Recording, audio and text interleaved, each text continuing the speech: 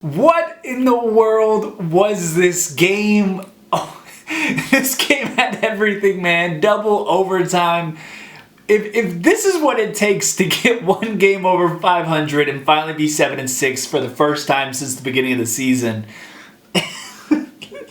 what an insane game, man. I mean, just when you think it's over, just when you thought we had the edge, it just, I gotta tip my hats off to the Utah Jazz. I mean, back-to-back games, these games are so entertaining. Obviously, this was the game of the year so far for the Phoenix Suns and their fan base. And it's really nice to be on the other side of it. And shout out to officiating for getting that call correctly, taking your time, evaluating it. And shout out to Eddie Johnson on the broadcast for calling it as it was. We've just seen it so many times where the call is the other way. And it was a block. It was a block. Kevin Durant did block the shot. He did have all ball. Then he made contact with the hand, but whatever, man. 140 to 137. We're finally a game over 500. We got a little winning streak going here, and we're out of Utah. Okay, we've moved on. And look, man. I said this on my TikTok, and I said this on the short post game recaps that I make all the time. But I don't know where this Kevin Durant era is going to go. I don't know how it's going to end. I don't know if it ends in a championship. Obviously, that's what I would love. But just be appreciative and love the fact that number 35 is playing basketball in Phoenix right now. What he's doing on a consistent basis for the past 10 games or whatever it may be, it's absolutely insane. I mean, I love Devin Booker to his core. I love what he's done. Obviously, he means so much to the city of Phoenix. But what Kevin Durant is doing right now in Phoenix for the Suns and this organization and this fan base is nothing like I've ever seen. I mean, this is insane. This is not hype. This is real.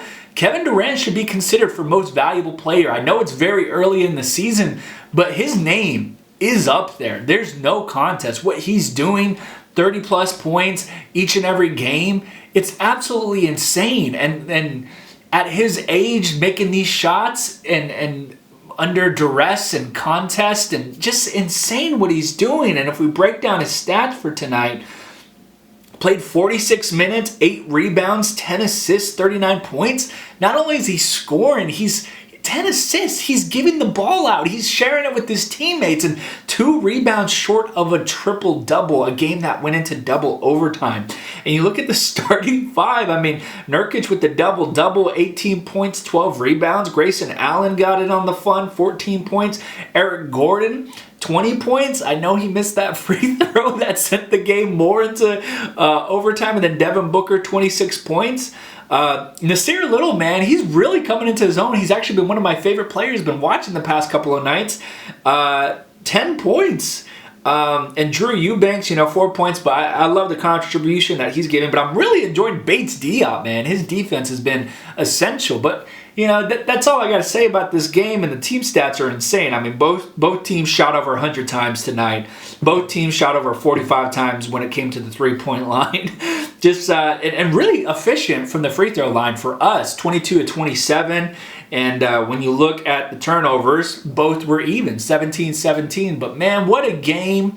And just appreciate greatness. Like I said, I don't know where this era is going to end. I don't know what's going to happen with Book, Beal, and Devin, and I don't know how it's going to end. But man, appreciate this. This is fun basketball that we're seeing, and what Kevin Durant's doing is just pretty spectacular.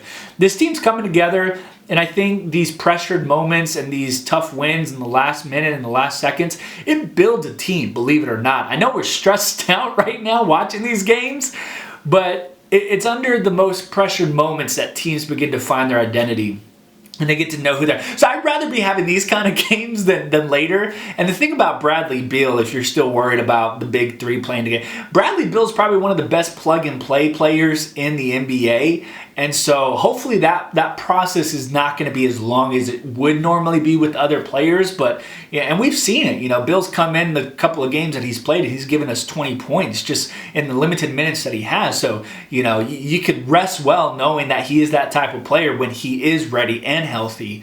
But we're 7-6, man, 1 game over, and obviously it would have been awful to be on the other side of this and lose that fashion. But this team needs games like this. This team needs moments like this to find out who's ready, who's willing, and we got some players, man. We already knew that, KD, Book, but we're seeing players step up to the plate and stepping into the moments and rising up. But that's all I got to say, man. That's a crazy game. I can't believe we won it.